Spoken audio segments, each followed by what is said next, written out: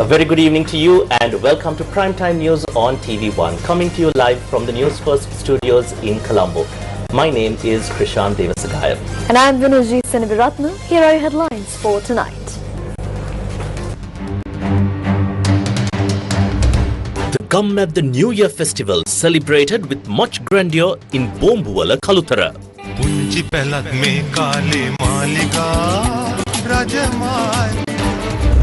Iran closes the Strait of Hormuz once again less than 24 hours after it was reopened. Special Presidential Commission to probe coal transactions to commence work from next week. Minister Lanka sends a letter of demand to a media organization seeking 10 billion rupees in damages.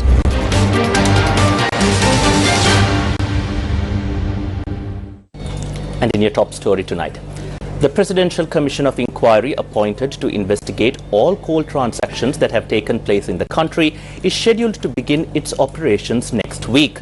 Work is currently underway to establish an office in Colombo for this purpose.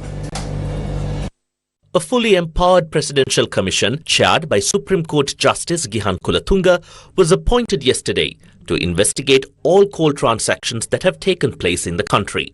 President Anurakumara Dissanayaka appointed the commission in accordance with the provisions of Section 2 of the Special Presidential Commissions of Inquiry, Act No. 7 of 1978, as amended by the Special Presidential Commissions of Inquiry Special Provisions, Act No. 4 of 1978. The other members appointed to the commission are Court of Appeal Judge Aditya Patabendige and High Court Judge Sanjeeva Somaratna. Former State Ministry Secretary P.V. Bandulasena has been appointed as the secretary to the commission. The primary task of the commission is to investigate whether any irregularities or illegal acts occurred during the importation of coal to Sri Lanka and the subsequent generation of electricity by the state-owned Lanka Coal Company Private Limited or its successors. The investigation covers the period starting from the inception of coal-based power generation in the country up until the 16th of April 2026.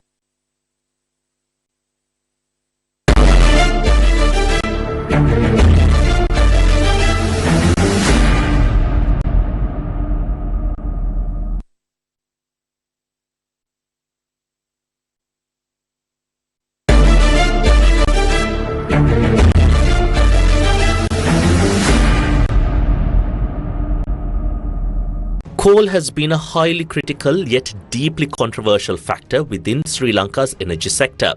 Around 30 to 40% of the country's total electricity generation is supplied by the Lakvijaya power plant in Norachole, Puttalam.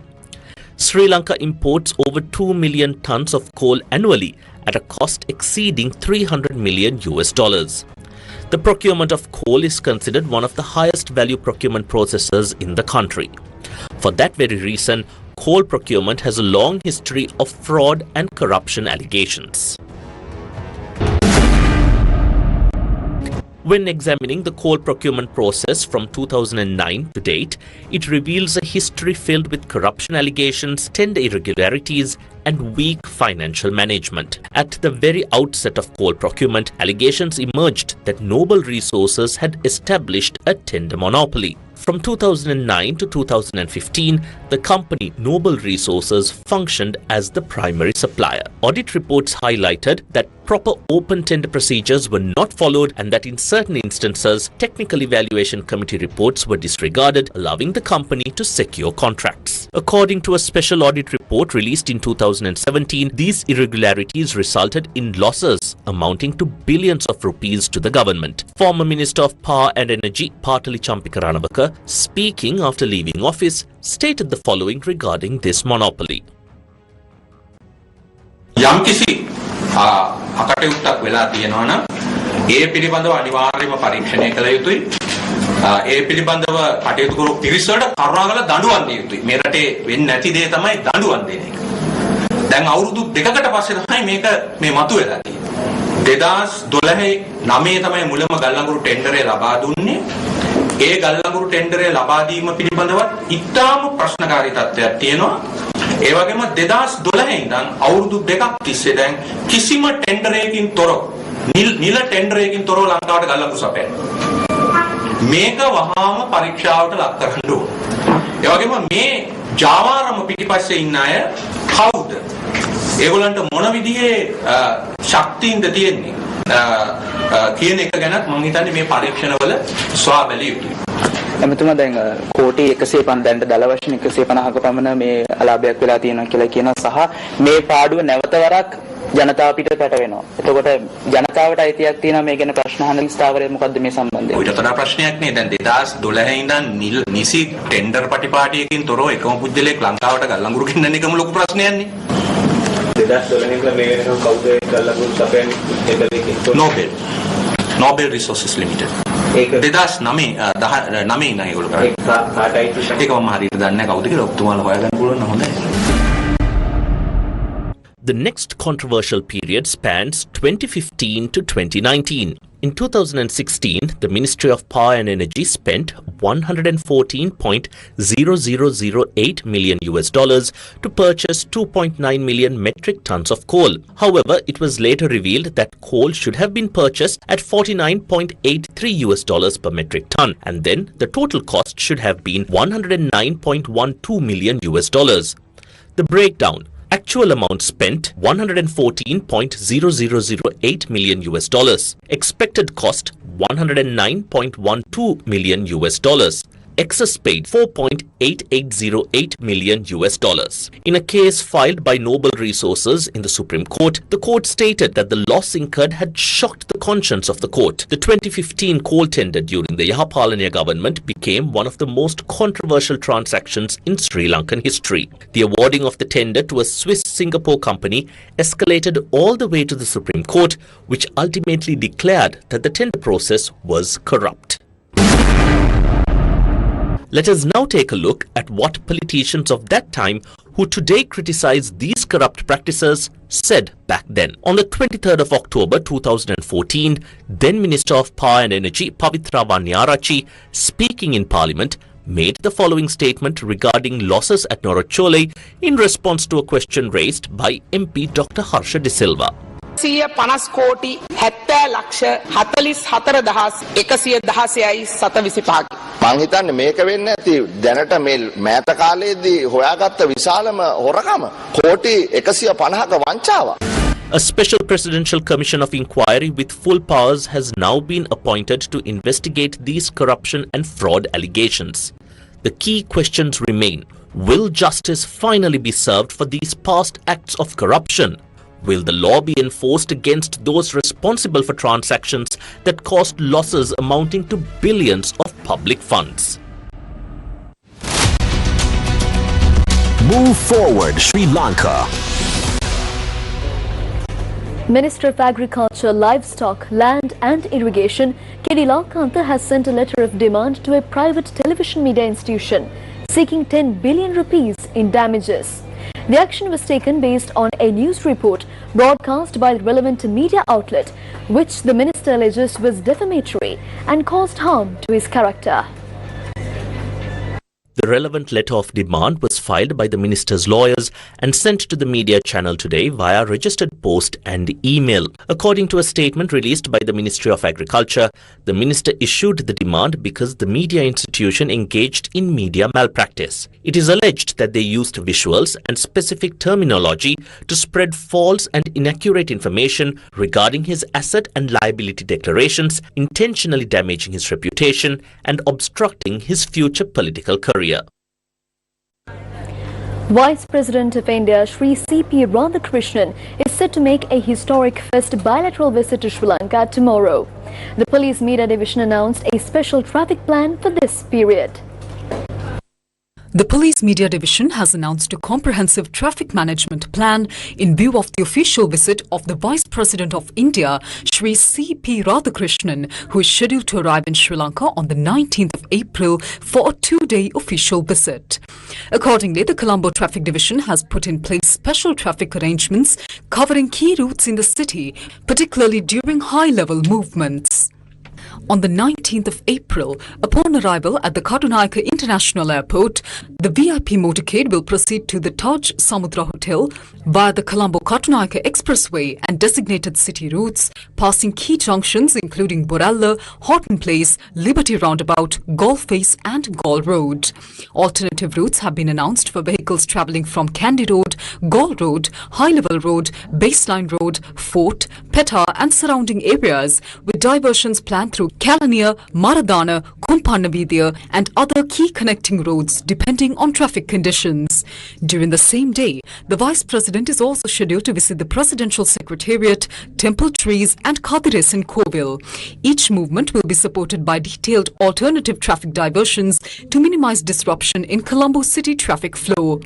On the 20th of April, the VIP departure to the port helipad will also involve a planned convoy route through Galle Face and surrounding city roads, with additional diversions for heavy and light vehicles. Authorities have imposed a temporary restriction on heavy vehicles, including containers and tipper trucks, on affected roads beginning 2 hours prior to VIP movements. The Police Media Division has urged the public and motorists to cooperate with law enforcement and use designated alternative routes during the specified period to avoid inconvenience.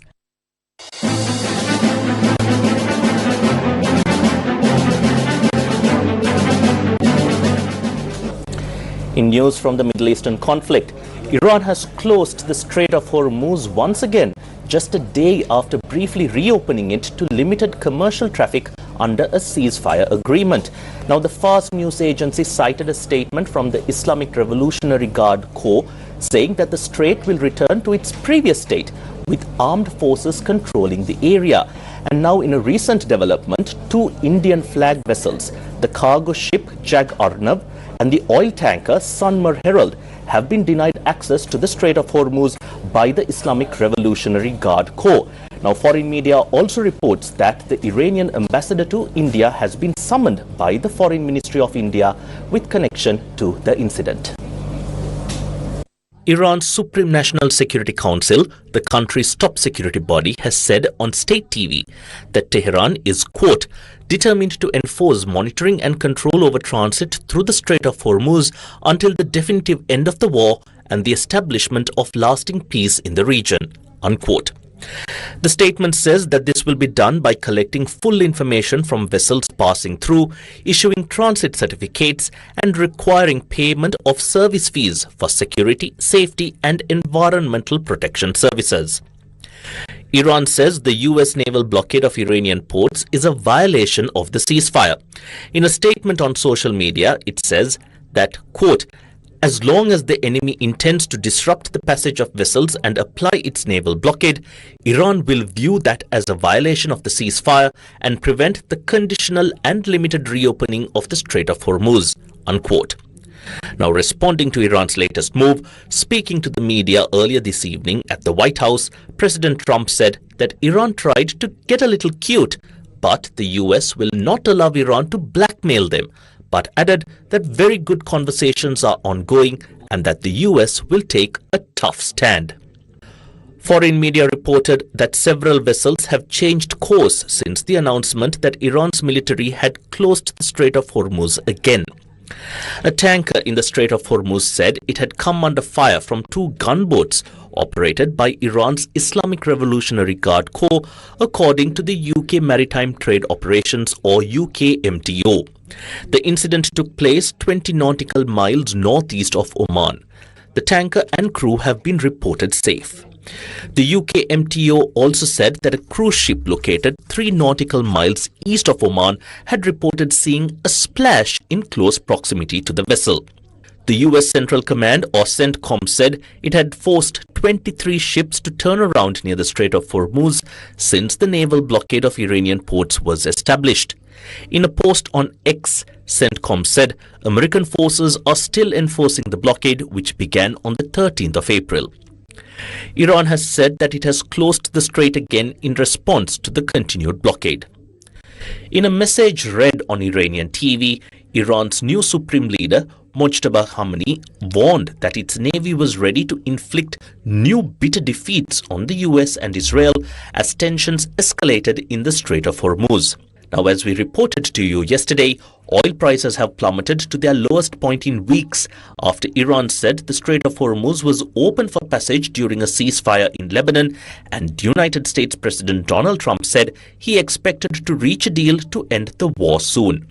Brent crude, the international benchmark, fell more than 9% to $90.38 a barrel on Friday, taking it below $91 for the first time since the 10th of March. Earlier today, Iran's airspace was partially reopened to international flights, according to the state news agency IRNA. The country's civil aviation authority has issued a notice that the country's airspace and a number of airports have been reopened and that flights will gradually resume from today. Air routes above the eastern part of the country are also open for international flights. The airspace over Iran has been closed since US-Israeli attacks began on the 28th of February. Pakistan's Army Chief, Field Marshal Asim Munir, has completed a 3-day visit to Tehran, during which he met with top Iranian leaders and negotiators as part of efforts to end the war with the United States. Munir held talks with Iranian President Masoud Pezeshkian, Parliament Speaker Mohammad Bagher Ghalibaf, Foreign Minister Abbas Araghchi, and Commander of the Khatam al-Anbiya headquarters, Major General Ali Abdullahi. Meanwhile, the US Treasury Department has extended a waiver to allow countries to buy sanctioned Russian oil and petroleum products at sea for another month, as the Trump administration looks to boost oil supplies due to the global disruption caused by its war on Iran. The Treasury allowed purchases of the oil loaded on vessels as of Friday through to the 16th of May, an extension of an original waiver that expired on the 11th of April, according to a document posted on the department's website. Russia's presidential envoy Kirill Dmitriev had said the first waiver would free up 100 million barrels of Russian crude, equal to almost a day's worth of global output.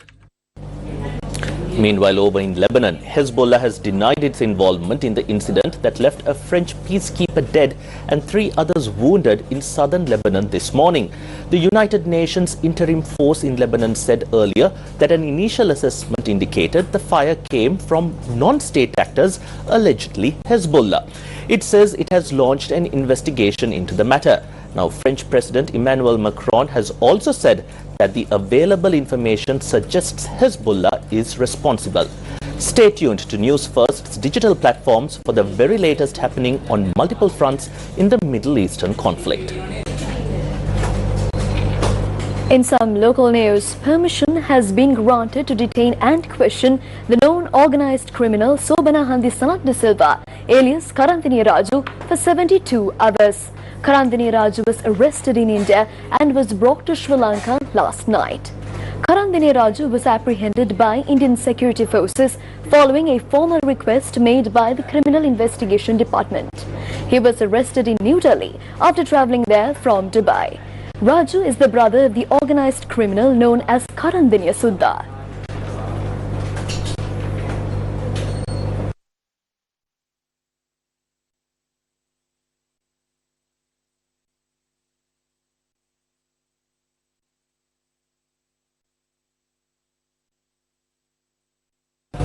Meanwhile, a suspect has been arrested in the attempted assassination of known organized criminal Podi Patti.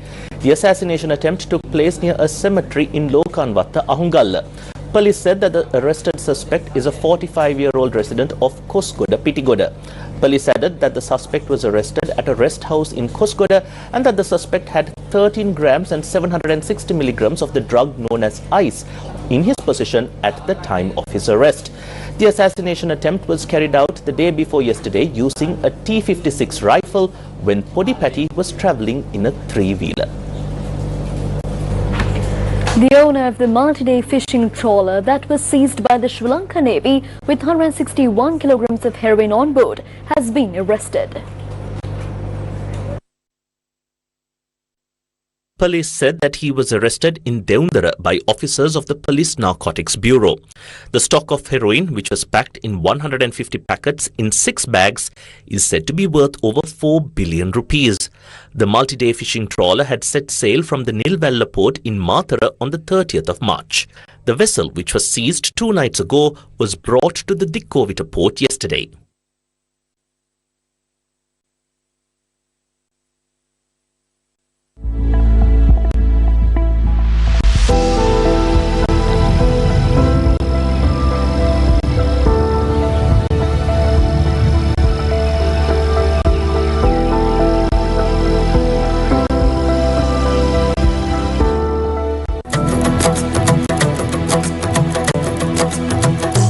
Joining hands with many young leaders in Kalutara and empowering the leadership of youth to overcome challenges, the Gammadda New Year Festival, Kalugan Puravara Siri New Year Festival commenced this morning at the William Godallawatha grounds in Bombuwala, Kalutara.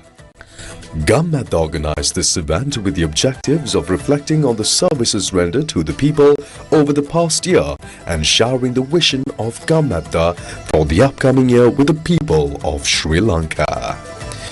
The festival was attended by the Mahasangha, Gammadda leader Shaban Daniel, Gammadda deputy leader Yasrat Kamalsari, COO of MBC Buddhi Vikramanayaka, Newsfirst channel head Suranga Senanayaka, general manager of sales for MBC and Newsfirst Roshan Batavala, and other members of the Newsfirst senior management, along with many government officials representing state institutions in the area.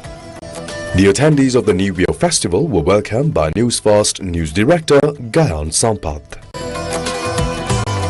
As a new year begins, how do we creatively face future challenges? Sharing his thoughts on the high-quality leadership traits necessary to overcome those challenges and create the future, Gammadda leader Shaban Daniel expressed his views on the difficult decisions of leadership and our responsibility as a people when dealing with those decisions. අනාගතය නිර්මාණය කරන්නේ කොහොමද? අලුත් අවුරුදු කාලයේදී මේ වගේ දේවල් ගැන හිතන එක ගොඩක් වැදගත්. අපේ චාරිත්‍ර වාරිත්‍ර සිරිත් විරිත් හැම දෙයක් ගැනම සිතන අවස්ථාවකදී අපි අලුත් අනාගතයක් හදන්නේ කොහොමද? එතනට යන්නේ කොහොමද කියන එක හිතන්න හොඳ අවස්ථාවක් කියලා හිතනවා මට ලේකම්තුමනි. විශේෂයෙන්ම මේ අවස්ථාවේදී අපි අනාගතය ගැන කතා කරනකොට අනාගතය නිර්මාණය කරන්නේ නායකත්වය හරහා. එහෙනම් අපි නායකත්වය ගැන හිතන්නත් නායකත්වය කියන්නේ මොකක්ද? නායකයෙක් හඳුනාගන්නේ කොහොමද? වැනි දේවල් ගැන හිතන්න ඉතාමත්ම හොඳ අවස්ථාවක්. විශේෂයෙන්ම හැම දවසකම එකම දේ කරමින් වෙනත් ප්‍රතිඵලයක් බලාපොරොත්තු වීම මෝඩකමක් කියලා අයින්ස්ටයින් කියලා තියෙනවා.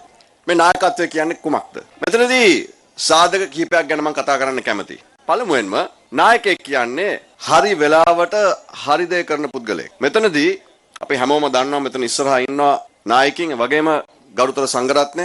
හරි දේ කිරීම බොහොමත්ම අසීරු කාර්යයක්. ජනප්‍රිය තීරණ වෙන්නේ නැහැ මේ හැම අවස්ථාවකදීම. මෙතනදී අපිට හිතන්න වෙනවා නායකයෙක් එහෙම නැත්නම් නායකත්ව කණ්ඩායමක් මණ්ඩලයක් එහෙමත් නැත්නම් පුද්ගලයන් හැටියට අපි හරි දේ පිළිබඳව තීරණයක් ගනිද්දී අපි හිතන්නේ කවුරු ගැනද කුමක් ගැනද? නායකයෙක් Taman ගැන හිතනවා නම් Tamanගේ ජනප්‍රියත්වය ගැන හිතනවා නම් එහෙමනම් ගන්න තීරණය එකක්. හැබැයි ජනතාවගේ අභිවෘද්ධිය ගැන හිතනවා නම් රටක අනාගතය ගැන හිතනවා නම් එහෙමනම් ඒ තීරණය වෙනස් වෙයි. මෙතනදී ජනතාවක් හැටියට අපි තේරුම් ගන්න ඕන ජනප්‍රිය තීරණ ගන්නවද එහෙමත් නැත්නම් රටේ අභිවෘද්ධිය රටේ අනාගතය සැබෑ නූතන අනාගතයක් වෙනුවෙන් ගන්න තීරණ වෙනුවෙන් අපි හිත ගන්නවද ඒවා අපි තේරුම් ගන්නවද කියන ඒ තීරණය තියෙන්නේ අපි ගාව. The opening ceremony was made colourful with numerous traditional Sinhala cultural performances, showcasing the talent of local youth artists and school children. Kalutara District Secretary HMSP Herath, who has continuously worked with Gammadda from the past to the present, addressed the gathering as well. This New Year festival was not the work of a single group. Rather, it was a colourful celebration made possible by the collective efforts of numerous organisations united by a common goal. A wide range of stakeholders contributed to the organisation of the New Year Festival, including the Sri Lanka Police, the Samanala Sports Club, the Road Development Authority, the Nagoda Teaching Hospital, the National Institute of Health Science, the Kalutara Urban Council, the Kalutara Zonal Education Office, and officers from the Dudangoda Pradesh Sabha. The competitive start of the Kalugan Puravara Siri New Year Festival was marked by bicycle races, blending power and speed, as well as running events. Numerous traditional New Year games were held at the Gammadda New Year Festival, the Kalugan Puravara Siri New Year celebration. We always say that Gammadda is for the people, by the people. Today, those very people joined hands with Gammadda at the William Godallawatha grounds in Bombuwala, Kalutara.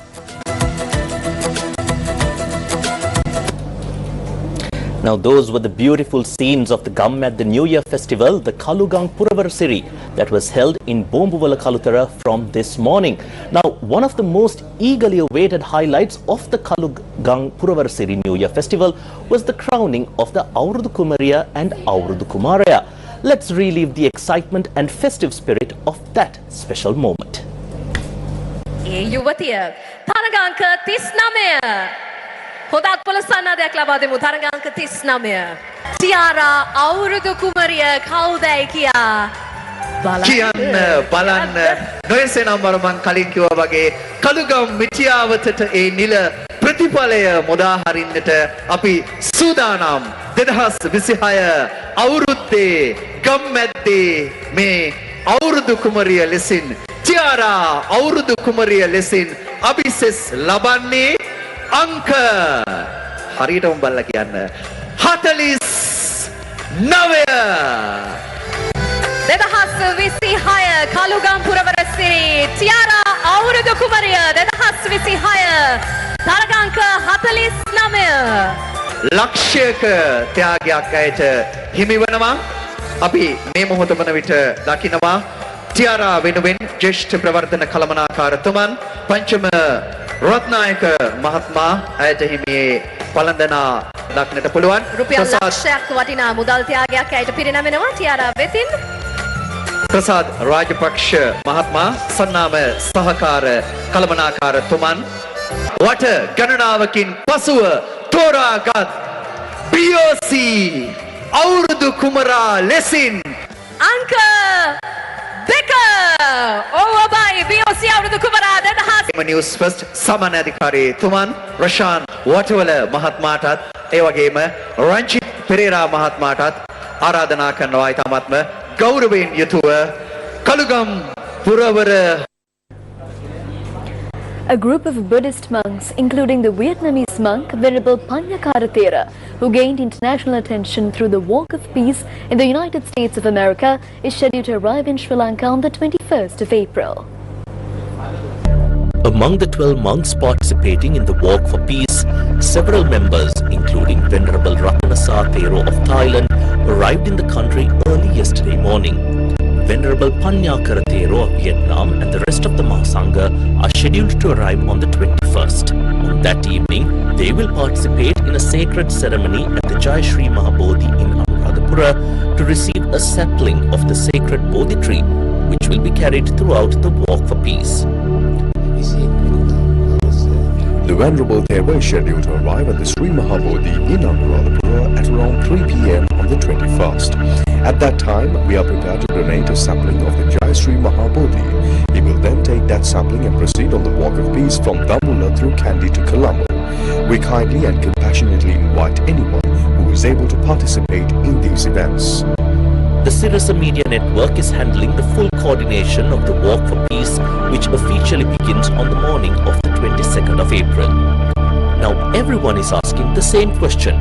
When will Aloka, who gained global attention during the peace walk in the United States of America, arrive in Sri Lanka?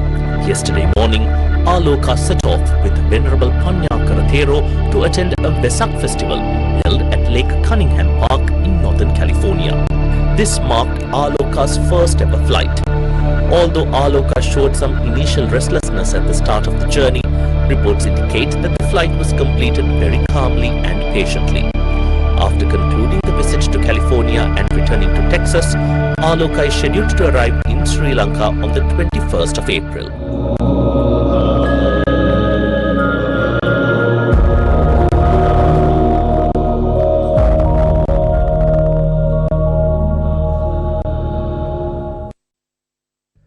The Department of Government Information has announced the Walk for Peace, an internationally recognized peace procession scheduled to take place across Sri Lanka from the 21st to the 28th of April 2026.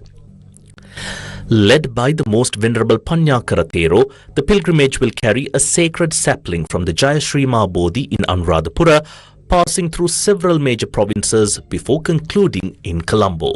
Authorities have advised the public to expect significant traffic disruptions along major highways and urban centers throughout the week-long event. The procession will travel along key arterial roads including the A1 Colombo-Kandy main route as well as roads across the north central and central provinces. Motorists are being urged to plan ahead, particularly during peak movement hours in the following areas. Phase 1, 21st of April. Traffic disruptions are expected around Katunayaka and Attanagalla during the early morning arrival of the delegation. Later in the day, heavy footfall is expected around Anuradhapura sacred sites, including the Jayashri Mahabodhiya and Ruwan Valley Saya. Phase 2, April 22nd to the 23rd. The procession begins its inland journey from Aluviharia in Matale on the 22nd of April. On the 23rd, the walk will enter Kandy, with major activity expected around the Temple of the Sacred Tooth Relic and the Malvathu and Askiriya Mahaviharyas. Authorities warn of heavy congestion in Kandy town from early morning. Phase 3, April 24th to the 27th. The procession will move through Mavanalla, Tholangamuwa, Yakkala and Kalaniya over several days, impacting traffic along the Colombo-Kandy corridor. Significant delays are expected along these routes as the procession progresses towards Colombo. Phase 4, April 28th. The final day will see major road closures and traffic restrictions in Colombo. A state ceremony is scheduled at Independence Square at 4 p.m. with the participation of the President. Following this, a procession will proceed through Town Hall to Gangaramya Temple, concluding at around 7 p.m. Motorists are strongly advised to use alternative routes during the evening hours in Colombo. Now, the Sri Lanka Police and Tribe forces will be deployed to ensure security and manage traffic flow throughout the event.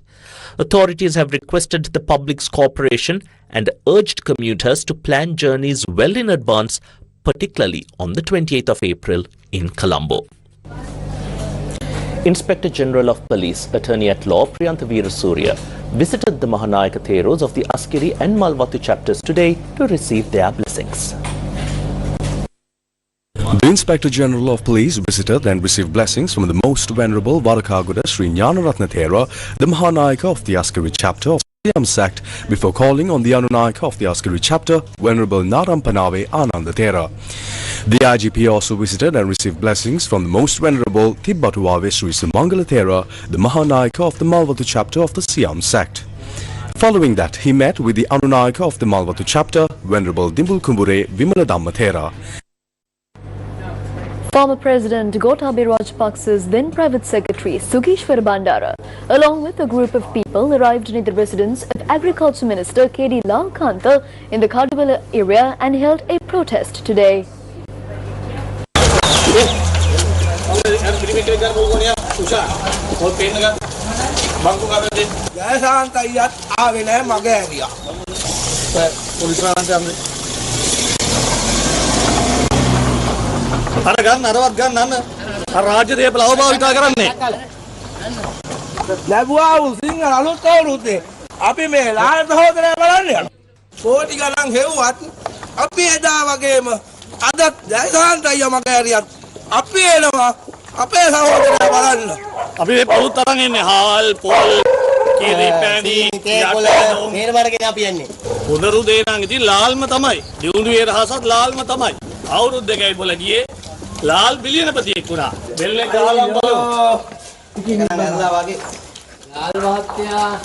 This is the response the group received from local residents.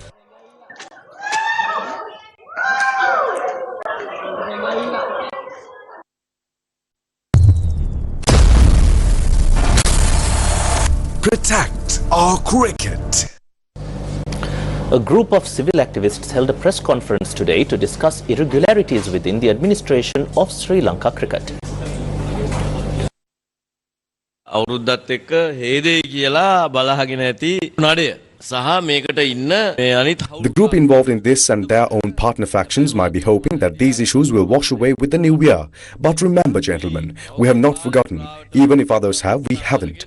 Throughout the recent period, we took petitions and went as far as the Presidential Secretariat. We went a long way. We even went to the Bribery Commission. We didn't just go there. We handed over audit reports and all our objections against these individuals to the Bribery Commission. We are waiting for justice to be served. We still believe the day these people are sent home is not not far off. Until these individuals are gone, until they are chased out and these bosses are sent packing, we will not give up this fight. We are not prepared to betray this struggle at any time. මේ ලොක්කොටිය ගෙදර යවනකම් අපි මේ සටන අතාරින්නෙත් නෑ. We will not end this fight. They might think that because we came and protested that day, it's over, but it's not. What we have to say to the thieves and the mafias involved in these sports is that we are going to reform this field. We are giving our full support from the government to achieve this. We are currently pleased with the process the president is carrying out. If the government wants to sustain this momentum, they must bring the corrupt individuals in cricket and other sports to justice. We need to purify the system under the concept of clean sports to ensure there is a game left for the people of our country to play in the future. If you need help with these reforms, just ask right now. Our goal is to rescue this sport from thieves and move it forward.